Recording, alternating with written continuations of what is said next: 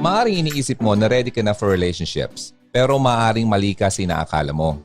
You have to consider the possibility that you don't know anything yet. It's very much possible na ang reason kung bakit nahihirapan ka magkaroon ng successful na love life ay dahil mayroong kang limitadong kaalaman kung ano nga ba ang isang relasyon. And if that's the case, then you shouldn't feel too bad about it. Huwag kang malungkot dahil may paraan naman para maging wais ka patungkol rito. Ang daming tao nag-struggle para ma-determine nila kung ano ang true love at relationship. If you happen to be one of those people, then it shouldn't be a problem. Kaya lang you have to show willingness to learn and grow from your ignorance. Otherwise, mahirapan ka lang makatagpo ng success sa iyong love life. Kaya nga na maganda makapakinig ka ng kagaya na itong programa sa radyo. Ito ang Hugot Radio. Ngayon, nandito ka na. It just goes to show na you are trying to improve yourself. The more you know about love and relationships, the better equipped you will be to handle them. Kaya narito ang mga bagay na kailangan mong malaman about true love and relationships. At narito na ang few things you need to understand about true love and relationships. Ready ka na? Number 1, the temptations are still going to be there. Hindi mawawala ang tentasyon sa relasyon. You are still going to find yourself having feelings of attraction for other people. Pero hindi naman ito magiging problema. Ang gagawin mo lang ay huwag mong patulan ang iyong maling nararamdaman. And ultimately, you should turn out okay in your relationship. Tandaan, being in love doesn't mean being immune to temptation. Nagkakasala lang tayo kapag sinusunod natin ang tukso. Alam mo yung kantang, "Oh tukso, layuan mo ako?" Okay, number 2. Love language is important. Ano ba ang iyong love language? Alam mo ba? You need to learn and understand each other's love language. You have to know how your partner communicates love. At kailangan mo rin malaman kung paano niya ito tinatanggap. You both need to adjust to each other's love language upang hindi kayo maubusan ng pagmamahal sa bawat isa. According to Gary Chapman, the author of The 5 Languages, the 5 ways to express and experience love are the following. Number 1, receiving gifts. Mahilig ba siyang mag-receive ng regalo? Number 2, quality time. Gusto lang ba niya yung kasama ka kahit walang regalo? Pangatlo, words of affirmation. Gusto niyang laging narinig ang sinasabi mo na ina-affirm mo ang isang bagay patungkol sa kanya. Number 4, acts of service. Di ba? Parang devoted ka sa kanya, nagbibigay ka ng oras sa kanya at nagbibigay ka ng serbisyo sa kanya. Okay? And, syempre, maraming makaka-relate. Physical touch. At yan po ang 5 languages. Para malaman nyo ang mas malalim na discussion about this, panoorin nyo lang yung Love Languages Explained in Filipino sa Hugot Radio channel sa YouTube. I-type nyo lang Love Languages Explained in Filipino. Okay? Maganda bang topic natin? At nag-enjoy ka ba? Okay, sige, number 3 na tayo. Paano mo malaman kung ito ay true love? Number 3, being able to compromise is critical. Importante. Kayong dalawa ay dapat willing na magsalubong sa gitna. Hindi lahat ng oras ay magiging okay kayo sa bawat isa. May oras na gusto mo ang gusto niya at may times na ayaw niya ang gusto mo. Pero hindi ibig sabihin na sira na ang relationship nyo. You have to be able to compromise and find a middle ground kung gusto mo na magtagal ang iyong pagsasama. Ngayon, number 4, practice proper communication. Communication is going to be vital para tumagal kayong dalawa at para lagi kayong nasa parehas na pahina. If you want to make sure that the two of you get closer to one another, yung parang close-up commercial, then kailangan nyo i-practice ang tamang pag-uusap. You should always look to speak your heart to one another. Huwag mong isipin na nababasa niya ang iniisip mo. Kasi walang taong nakakabasa ng isip ng iba. Okay? So here's number 5. You need to laugh as much as possible. Tawa naman dyan. As you make your way through your relationship, alam mo bang mas stress ka palalo? Makaka-encounter ka ng maraming hirap along the way. Kaya kung makakatagpo ka ng opportunity na tumawa at makakita ng humor sa mga bagay-bagay, grab it. You always want to be generating positive vibes in your relationship. Good vibes lang lagi. Okay? Ayan, nasa kalagitnaan na tayo ng tips natin today ng Hugot Radio sa Care 104.3 The Way FM. Now here's number 6. Honesty is still the best policy. You cannot expect your partner to be mind reader. Sabi ko nga kanina, di ba? Walang taong nakakagawa niyan. Hi. You can't expect them just automatically to know what you are thinking or feeling. Kaya dapat lagi kang tapat sa kanya. After all, being in a relationship means not keeping each other in the dark about anything at all. Lagi kayong dapat parang isang bukas na libro sa bawat isa. Alam niya kung anong nararamdaman mo kasi pinapaalam mo sa kanya at alam mo rin kung anong nararamdaman niya kasi open naman siya sa iyo. O di ba? Kaya nga honesty is the best policy. So that was number 6. Number 7. You have to support one another. Support is always going to have to be an essential aspect of a relationship. Ang partner mo dapat alam niya na ikaw ay laging naroon sa kanya habang pinupurso niya ang kanyang goals at dreams sa buhay. Also, they need to know that they can always count on you anytime. Tanungin mo sarili mo, maaasahan ka ba talaga niya? Yan ang dapat mong itanong sa sarili mo. Now here's number 8. Patience and forgiveness should be practiced consistently. The two of you should always make it a point to stay patient with one another. Walang sino man sa inyo ang perfect. Okay? At asahan mo na parehas kayo magkakamali. After all, you are only human. That's why you always need to be forgiving and patient with each other. Walang sino mang hindi nagkakamali. Alright? So 2 more to go. Here's number 9. Mutual respect is non-negotiable. Hindi ito pwedeng palitan o ibenta. No relationship in the world would ever be able to function correctly kung walang respeto sa bawat isa. One thing about respect na natutunan ko ay heto. Kung ikaw ay lalaki, gusto mong irespeto ka ng babae, matuto kang mahalin ang babae. Kung ikaw naman ay babae, gusto mong mahalin ka ng lalaki, matuto kang rumespeto sa lalaki. Okay? And applicable naman ito sa bawat isa. Love and respect ay magkapatid po yan. Simpleng pakinggan pero marami ang hindi nakakaintindi nito at nahihirapan dito. Okay? So, here's number 10. Number 10, your love isn't going to be perfect, but it's going to be worth it. Okay? Love isn't always going to be perfect. Nako, napakalayo. Far from it. Your relationship is going to have its fair share of ups and downs. You're going to encounter a lot of problems and adversities. Darating ang oras na magtatanong ka sarili mo, is it really worth it? Oo naman. You will find that everything is worth it after all. So, magtatanong ka, bakit nga ba ang hirap makatagpo ng true love? Magtatanong ka kung bakit napakahirap makatagpo ng totoong pag-ibig. Why is finding true love so difficult? Why nga ba? Lahat tayo may desire na makahanap ng true love at mahalin ng totoo, di ba?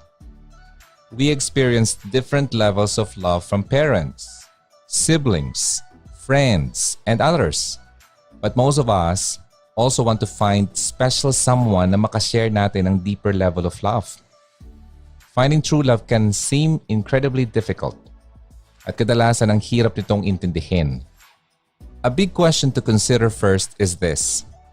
What is my definition of true love? You know, understanding what we mean by true love ay matutulungan tayong makita kung ano nga bang hinahanap natin at bakit hindi ito madali.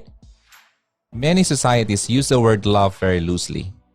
Ang love sa kanila ay usually associated with intense feelings that, in reality, ito ay self-centered and non-committal. Hindi makakommit. Kung makikita mo in many movies and TV shows sa ngayon, nakakakita tayo mga karakter na sinusunod nila ang kanilang mga hormones sa katawan and they have sex before marriage. Pwede na yan. Ikakasal din naman lang kami, di ba? Kapag ang love ay napakababaw at rooted lamang ito sa emosyon mo o kung anong nararamdaman ng katawan mo, madali itong mawala. Easy come, easy go, sabi nga. There's nothing wrong with wanting to experience good emotions toward the person we love. Kaya lang, if that is the only foundation of the relationship, that relationship is in trouble. If the kind of love we see na pinapakita sa ngayon, sa movies and all, sex-saturated culture, kung yan ang hinahanap mo, ay nako, no wonder it seems difficult to find it. Kasi, it's not true love. It is not true love we're looking for. Kasi, it's not true love we're after. Hindi yan magtatagal. Maniwala ka sa akin dahil ilang beses na yan nangyari sa akin in the past. True love is of God. In fact, He is love. Alam natin yan, di ba? Alam natin lahat yan na God is love. Anyone who does not love does not know God because God is love. At siya nagbibigay sa atin ng pangangailangan na tayo ay magmahal at tayo ay mahalin. Therefore, understanding His design for love is important. True love, according to the Lord, is rooted in sacrifice, commitment, and a desire to benefit the loved one. True romance is designed to lead to and grow within a marriage commitment. Marriage. And should be rooted in sacrificial love. Ano ba ang sacrificial love? Alam mo ang halimbawa nito ganito. When parents provide for their kids and are willing to give up their selfishness just to feed their kids, that is an example of sacrificial love. Okay? Makikita mo naman yan kahit saan ka pumunta. Sinasacrifice ng nanay, ng tatay, yung kanilang sariling pangangailangan para lang sa kanilang mga anak. Yan po ang sacrificial love. At yan dapat ang basehan natin ng klase ng love na hinahanap natin. Kapag hinahanap natin ang true love na labas sa design ni Lord, mahihirapan talaga tayo. Narito ang mga obstacles na kinakaharap natin ngayon. Number 1, iniisip lagi natin na mayroon isang tao na tama sa atin. That is a lie na magbibigay sa atin ng takot na baka mali ang ating nakilala. Si Lord ay ililid naman tayo sa tamang tao kaya hindi dapat tayo matakot. Whomever we choose to marry becomes the right one for us. Because we've made a lifetime commitment to that person. Ang dapat nating sundin ay heto. Makinig. Our true love must be a believer who is living for the Lord. Do not be unequally yoked with unbelievers. Sakit ng ulo yan. Kung anong pananampalataya mo ay siya rin dapat sa makakasama mo. Well, God will provide wisdom and discernment. Kung nalilito ka pa rin, then you must pray. If any of you lacks wisdom, let him ask God, who gives generously to all without reproach, and it will be given to him. All you have to do is to ask. Okay? As long as na inline naman ito sa gusto niya sa iyo, ibibigay naman ng Panginoon yan sa iyo. Also, wise and godly people na kilalang-kilala ka can also provide guidance in finding true love. Okay? Kaya, importante na makisama ka sa mga matatalino at mga godly people. Okay? Kasi kung hindi ka nila matutulungan at most of the time, maaaring mailid ka pa nila sa mali. Okay? Pangalawang hadlang sa atin, thinking that a person will or can fulfill us. Hi. Only God can truly fulfill us. Kaya hindi dapat tayo maghanap ng romantic love para tayo ay punuan. None of us is perfect, and to expect another imperfect human being to meet every need is very unrealistic, unhealthy, and can only lead to disappointment. Ito, pakinggan mo. Walang tao ang makakapuno sa kakulangan mo. Okay? Pangatlo, not being willing to change or grow. Madaling isipin ang klase ng tao na gusto nating makasama, di ba? Pero gaano mo inaayos ang sarili mo upang maging kaaya-aya ka naman sa kanya? Marami tayong personal issues na dapat nating i-address with God's help upang maging kagaya tayo ng gusto niya. Minsan, iniisip natin na kapag nakahanap na tayo ng true love, ay mawawala na lang ang mga issue na yon na parang magic. But being in a close relationship with someone will not fix our problems. It is more likely to expose them more. Pero ayos lang yan. Kasi this can be a rewarding part of that relationship. As iron sharpens iron and one man sharpens another. Yan ay mangyayari kung willing lang tayo magbago at lumago. If we are unwilling to change, kung ayaw nating magbago, the relationship will be strained and could eventually be destroyed. Hindi naman ibig sabihin na bawat personal issue natin ay maayos muna bago tayo mag-asawa. Rather, we should get into the practice of asking God to show us kung ano nga ba ang mga bagay na dapat nating linisin sa buhay natin. Habang nagiging kagaya tayo ng gusto ng Panginoon sa atin, magiging angkop tayo sa anumang relasyon na kakaharapin natin. Pang-apat, thinking it's too late to find true love. Finding true love and getting married is not to be taken lightly. Hindi ito biro. It is better to be cautious than to make quick and reckless decision. 3 beses ito sinabi bilang babala sa The Song of Solomon. Sabi doon, do not arouse or awaken love until it so desires. Huwag mo daw itong pukawin at huwag magmadali. Alam mo, God's timing is always the best. Walang makakatalo sa kanyang timing. We know that God cares about our desire to find true love. He cares for us. Kapag we fully surrender to Him, we fully surrender that desire to Him, hindi na tayo magpapakahirap para makuha lamang natin ito. Love is an essential quality of God. Trying to find true love outside of God's design is asking for frustration. Hindi ka magiging masaya rito. Surrendering our desires to God, submitting to His will, at hanapin ang kapunuan natin sa Kanya ay ang susi upang mahanap natin ang true love. Sabi sa Psalms 37 verse 4, take delight in the Lord and He will give you the desires of your heart. Kaya wag mo nang pangunahan siya kung gusto mong makuha ang ninanais ng puso mo.